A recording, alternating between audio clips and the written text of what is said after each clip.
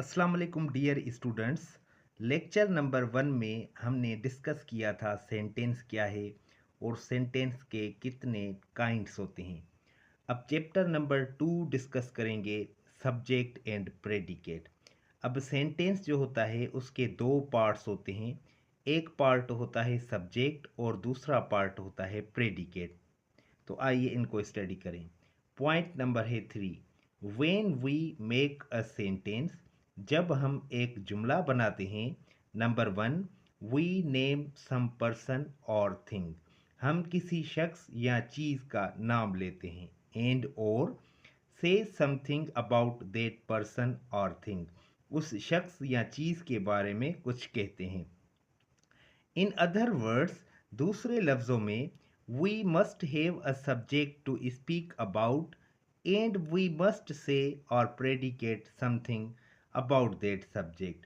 जिस शख्स या चीज़ के बारे में हम बात करते हैं उसके लिए एक फ़ाइल यानी कि सब्जेक्ट होना ज़रूरी है और उस फाइल के बारे में कुछ कहना या बयान करना ज़रूरी होता है, जिससे खबर यानी कि प्रेडिकेट कहते हैं।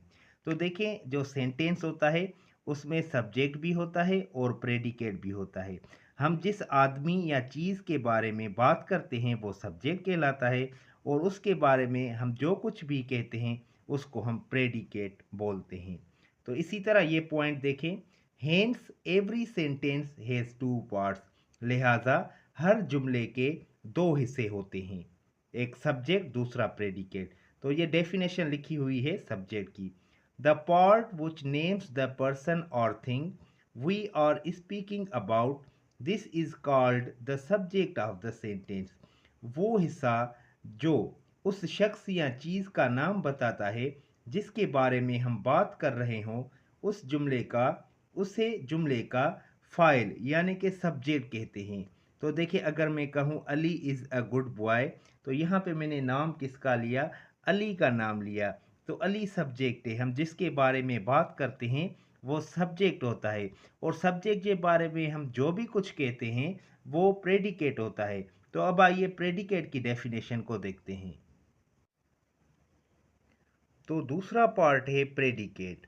प्रेडिकेट को डिफाइन करेंगे, the part which tells something about the subject, this is called the predicate of the sentence. यानी कि सेंटेंस का वो हिस्सा जो हमें सब्जेक्ट के बारे में कुछ बताए, उस पार्ट को हम कहते हैं प्रेडिकेट। जैसे मैंने आपको एग्जांपल दिया, Ali is a good boy, तो अली यहाँ पे सब्जेक्ट है, इज़ अ गुड बॉय ये प्रेडिकेट कहलाएगा। Point number 4, the subject of a sentence usually comes first. Sentence का जो सब्जेक्ट होता है वो ज़्यादातर सेंटेंस के पहले स्टार्ट में आता है, but occasionally it is put after the predicate, पर कभी कभी वो प्रेडिकेट के बाद भी इस्तेमाल किया जाता है। यानी कि सेंटेंस का जो सब्जेक्ट होता है वो ज़्यादातर सेंटेंस के स्टार्ट में आता है, लेकिन कभी कभी वो प्रेडिकेट के बाद भी आ सकता है। अब सेंटेंस देखें, हेयर कम्स द बस, वो देखो बस आ रही है। यहाँ पे हम किसके बारे में बात कर रहे हैं? द बस के बारे में। तो ये हो गया सब्जेक्ट, हेयर कम्स ये हो गया predicate. Sweet are the uses of adversity, इसका मतलब होगा सब्र का फल मीठा होता है। यहाँ पे सब्जेक्ट है the uses of adversity, sweet are ये होगा predicate. Point number 5, in imperative sentences the subject is left out. जो इम्परेटिव सेंटेंस होता है जिसमें ऑर्डर शो किया जाता है उसमें सब्जेक्ट को निकाला जाता है, क्योंकि वहाँ पे सब्जेक्ट यू होता है और वो अंडरस्टूड होता है। दो एग्जांपल्स लिखे हुए हैं, सिट डाउन बैठ जाओ, here the subject you is understood, यहाँ पे जो सब्जेक्ट यू है वो अंडरस्टूड है।